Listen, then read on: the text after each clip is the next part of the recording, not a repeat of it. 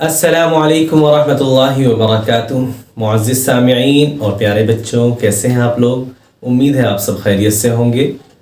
اچھا جی، ابھی جو ہے ہم آج ویڈیو بنا رہے ہیں، یہ ویڈیو جو ہے ہماری کافی لیٹ ہوئی ہے اور مصروفیت تھوڑی سی بڑھ گئی ہے، جس کی وجہ سے اب ویڈیو جو ہے ہمارے اسباق جو ہیں وہ تھوڑا سا لیٹ ہوا کریں گے، لیکن انشاءاللہ کوشش کریں گے کہ ہفتے میں 1 سے 2 سبق ہمارے ضرور ہو جائیں، ٹھیک ہے؟ تو چلیں سبق کی جانب چلتے ہیں اور دعا پڑھ لیتے ہیں۔ پڑھیے۔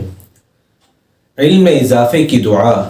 ربی زدنی علما، ربی زدنی علما، ربی زدنی علما۔ ترجمہ: اے میرے رب، میرے علم میں اضافہ عطا فرما۔ رب اشرح لی صدری ویسر لی امری واحلل عقدۃ من لسانی یفقہوا قولی۔ رب اشرح لی صدری ویسر لی امری واحلل عقدۃ من لسانی یفقہوا قولی۔ ترجمہ: اے میرے رب، میرا سینہ کھول دے اور میرا کام آسان فرما دے اور میری زبان کی گرہ کو کھول دے تاکہ لوگ میری بات آسانی سے سمجھ سکیں۔ تو معزز سامعین، چلیں بورڈ کی جانب سبق پڑھنا سٹارٹ کرتے ہیں۔ اعوذ باللہ من الشیطان الرجیم، بسم اللہ الرحمن الرحیم۔ تختی نمبر 4، تنوین۔ آج ہمارے سبق کا عنوان ہے تختی نمبر 4، تنوین، اور آج ہم تنوین میں سے 2 زبر پڑھیں گے۔ تو سامعین، تنوین ہمیشہ 2 زبر ہمیشہ حرف کے اوپر ہوتی ہے اور 2 زبر کو تنوین کہتے ہیں، اور تنوین والے حرف پر غنہ کر کے پڑھتے ہیں۔ غنہ کسے کہتے ہیں؟ ناک میں سے ایک الف کے برابر آواز نکالنے کو غنہ کہتے ہیں، ٹھیک ہے؟ تو آئیے اس کی کچھ مشق کرتے ہیں کہ غنہ کس طرح سے ہوتا ہے اور 2 زبر کی کیا پہچان ہے۔ یہاں پر ہم نے ایک حرف لکھا ہوا ہے، اس کے اوپر میں نے جو شکل بنائی ہے یہ کس کی ہے؟ زبر کی۔ اب اگر زبر کے اوپر ایک اور زبر لگا دیں تو یہ 2 زبر کی شکل بن گئی، ٹھیک ہے؟ تو جیسا کہ تعریف میں ہم نے پڑھا ہے کہ 2 زبر ہمیشہ حرف کے اوپر ہوتا ہے، تو یہ دیکھ لیں 2 زبر کی اس طرح سے شکل ہوتی ہے اور 2 زبر ہمیشہ حرف کے اوپر ہوتا ہے۔ اب 2 زبر پر میں نے کہا کہ ہمیشہ غنہ ہوتا ہے اور ناک میں سے ایک الف کے برابر آواز نکالنے کو غنہ کہتے ہیں، تو وہ طریقہ کیا ہوتا ہے یہ دیکھیں۔ یہاں پر میں نے با کی ایک شکل بنائی ہے اور یہاں پر بھی ایک با کی شکل آپ دیکھ رہے ہوں گے۔ تو یہاں پہ دیکھیں یہاں پر با کے ساتھ کوئی حرف نہیں جڑا ہوا اور یہاں پر با کے ساتھ ایک حرف جڑا ہوا ہے۔ تو یہاں پر دیکھیں با جو ہے وہ اکیلا ہے، اس کے ساتھ کوئی حرف نہیں جڑا ہوا، اور یہاں پر با کے ساتھ ایک حرف یعنی کہ الف جڑا ہوا ہے، ٹھیک ہے؟ تو اگر یہ بات میں اس لیے بتا رہا ہوں آپ کو، اگر با کے ساتھ الف آئے تو جب بھی ہم نے صرف با ہی پڑھنا ہے یہاں پر، اور اگر با کے ساتھ الف آئے تو جب بھی با پڑھنا ہے، با کے ساتھ الف نہ آئے جب بھی ہم نے با ہی پڑھنا ہے، ٹھیک ہے؟ اب رہی اس کا جوڑ کس طرح کرنا ہے تو سنیں میرے ساتھ۔ اس حرف کا جوڑ ہے بعد و زبر، اور بعد و زبر کیا ہے؟ اس حرف کا جوڑ، ٹھیک ہے؟ اور اس حرف کا رواں ہے بن، اور بن کیا ہے؟ اس حرف کا رواں، ٹھیک ہے؟ تو اب میں اس کا جوڑ کرتا ہوں ایک ترتیب سے، تو میرے ساتھ ساتھ جو ہے آپ نے بھی پڑھنا ہے، پڑھیں۔ اس حرف کا جوڑ ہے بعد و زبر، اس حرف کا جوڑ ہے بعد و زبر، اس حرف کا جوڑ کیا ہے؟ بعد و زبر۔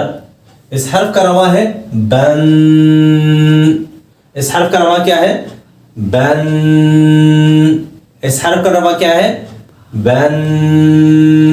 اب ہم جوڑ اور رواں ایک ساتھ پڑھیں گے. جس طرح ہم نے حرکات میں ترتیب استعمال کی تھی پڑھنے کی, وہی ترتیب یہاں پر بھی ہوگی. ٹھیک ہے نا؟ تو وہ کیا طریقہ ہے, کس طرح سے پڑھا جائے گا؟ با دو زبر بن. اس حرف کا جوڑ رواں ہے با دو زبر بن. ٹھیک ہے.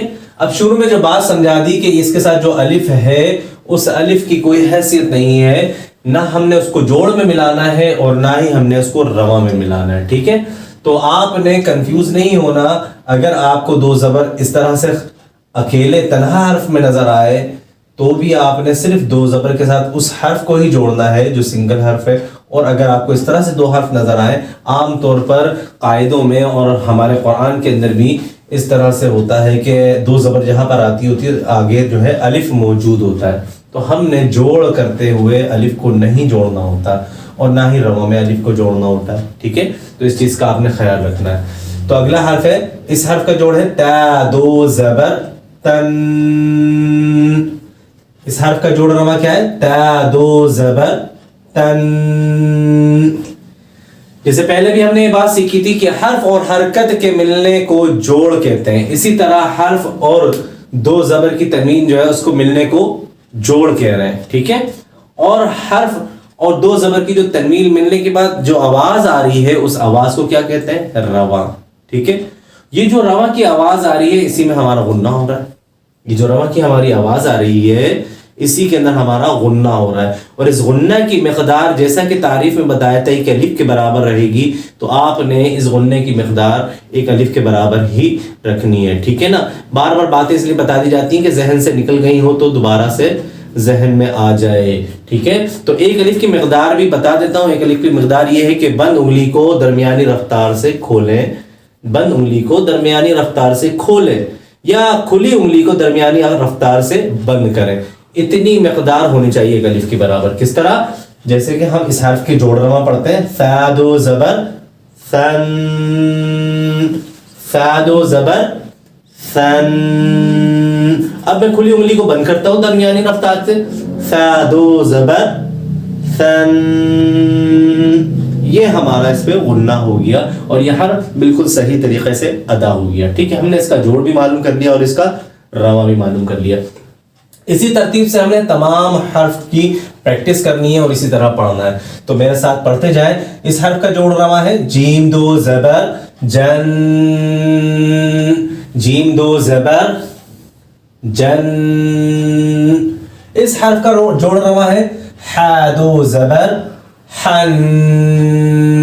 اس حرف کا جوڑ رواں ہے حا دو زبر حن. اس حرف کا جوڑ رواں ہے خا دو زبر خن. اسی طرح اس حرف کا جوڑ رواں ہے دال دو زبر دن. اب یہاں پہ میں صرف دال پڑھ رہا ہوں لیکن آگے یا بھی موجود ہے. آپ لوگ سوچ رہے ہوں گے یا کیوں نہیں پڑھ رہے, تو یاد رکھیے گا وہی بات, جیسا کہ اس میں الف کو نہیں جوڑنا ہے ویسے ہی اگر دو زبر میں آپ کو کہیں پر یا نظر آ جائے تو آپ نے یا کو بھی نہیں جوڑنا. ٹھیک ہے. نہ ہی جوڑ میں نہ ہی رواں میں. ٹھیک ہے. تو آپ نے الف اور یا جو ہے وہ دو زبر کی تنوین کے اندر قطعی نہیں جوڑنے. ٹھیک ہے نا. یہ ایسے لکھے ہوتے ہیں جیسے ہم انگلش پڑھتے ہیں, اس میں بہت سے ورڈ جو ہے سائلنٹ ہوتے ہیں, اسی طرح یہاں پہ الف اور یا جو ہے وہ دو زبر کی تنوین میں سائلنٹ ہے. نہ ہم نے جوڑ میں ملانا ہے اور نہ ہی رواں میں ملانا ہے. ٹھیک ہے. بہت سے لوگ اس کو ملا رہے ہوتے ہیں دال یا دو زبر یا با الف دو زبر, تو یہ صحیح طریقہ نہیں ہے, غلط طریقہ ہے. ٹھیک ہے. اس کا کوئی کام ہی نہیں ہے اس میں. ٹھیک ہے. آگے ذال دو زبر ذن. جوڑ رواں کیا ہے اس کا؟ ذال دو زبر ذن. مخارج کا خیال کرتے ہوئے ہی ہم نے پڑھتے رہنا ہے. ٹھیک ہے. ہم پہلی تختی سے جو مخرج سیکھتے ہوئے آئے ہیں وہ ہر تختی میں ہمیں اسی طرح اسی ترتیب سے نکالنا ہے جس طرح ہم شروع سے نکالتے ہوئے آ رہے ہیں. ٹھیک ہے. اگر ہم اپنے مخارج کو اسی طرح ترتیب سے نکالتے ہوئے آئیں گے تو ہمارے مخارج جو ہے وہ بالکل درست ہو جائیں گے اور ہماری عادت بن جائے گی ان کو اپنے مخرج سے پڑھنے کی. پھر ہمیں اس کے اندر محنت کرنے کی ضرورت نہیں ہوگی تلفظ کے لیے. آگے را دو زبر رن. اب یہاں پہ دیکھیں را کے اوپر جب زبر آتا ہے تو ہم نے بتایا تھا را موٹی ہوتی ہے، تو اسی طرح جب را کے اوپر دو زبر آ جائے تو آپ نے یاد رکھنا ہے کہ را کو موٹا پڑھنا ہے، ٹھیک ہے؟ جب را کے اوپر دو زبر آئے گی تو را کی رواں موٹی ہی ہوگی. کس طرح؟ را دو زبر رن، را دو زبر رن. آگے چلتے ہیں. زاد و زبر زن، زاد و زبر زن. اگلا حرف سین دو زبر سن، سین دو زبر سن. اگلا شین دو زبر شن، شین دو زبر شن. صاد موٹا حرف ہے، دھیان رکھنا ہے، موٹی آواز آنی چاہیے. صاد دو زبر صن، صاد دو زبر صن. اگلا حرف ضاد دو زبر ون، ضاد دو زبر ون. ٹھیک ہے، یہاں پر ہماری جوڑ اور رواں مکمل ہو گئی ہے. تو اب ہم اس پورے سبق کو ایک مرتبہ رواں پڑھ لیتے ہیں. ٹھیک ہے، ویڈیو لمبی نہ ہو جائے اس لیے میں صرف ایک ایک مرتبہ ہی کہہ پاؤں گا. تو میرے ساتھ رواں پڑھ لیں. اس حرف کا رواں ہے بن، اس کا بن. تن، ثن، جن، حن، خن. موٹا حرف ادا کرتے ہوئے دھیان رکھیے گا ہونٹ گول نہ ہونے پائے. ٹھیک ہے، موٹا بھی ہونا ضروری ہے، ہونٹ بھی گول نہ ہو، یہ بھی بات ضروری ہے. دن، ذن، رن. را جو ہے وہ دو زبر آنے کی وجہ سے رواں میں موٹا ہو گیا ہے، تو آپ نے موٹا کرتے ہوئے اس میں بھی دھیان یہی رکھنا ہے کہ ہونٹ گول ہونے نہ آئے. ٹھیک ہے. زن. اگلا حرف سن، شن، صن، ون. تو معزز سامعین، یہاں پر ہمارا سبق نمبر 25 جو ہے وہ مکمل ہو گیا ہے. آگے جو ہے چند حرف رہتے ہیں ہمارے، تو اس کی پریکٹس ہم انشاءاللہ اگلے سبق میں کر لیں گے. تو امید ہے جو کچھ پڑھایا اور سمجھایا وہ آپ لوگوں کی سمجھ میں آیا ہوگا. اگر کوئی کمی کجی رہ گئی ہو، اس میں کوئی غلطی کوتاہی آپ لوگوں کو محسوس ہوئی تو اس کے لیے میں معذرت چاہتا ہوں. اور میری کوشش تو یہ ہوتی کہ ویڈیو جو ہے اچھی سے اچھی بنے اور سبق جو ہے اچھے سے اچھا جو ہے میں آپ لوگوں کے سامنے جو ہے وہ آپ کو پڑھاؤں. ٹھیک ہے نا، اور سمجھاؤں. تو امید ہے کہ آپ لوگ جو ہے درگزر سے کام لیں گے اور میری جو ہے اس ایفرٹ کو جو ہے قبول کریں گے اور اس کو سمجھیں گے. ٹھیک ہے نا. تو آپ کی نیک دعاؤں کا طلبگار حافظ احسن. السلام علیکم ورحمۃ اللہ وبرکاتہ.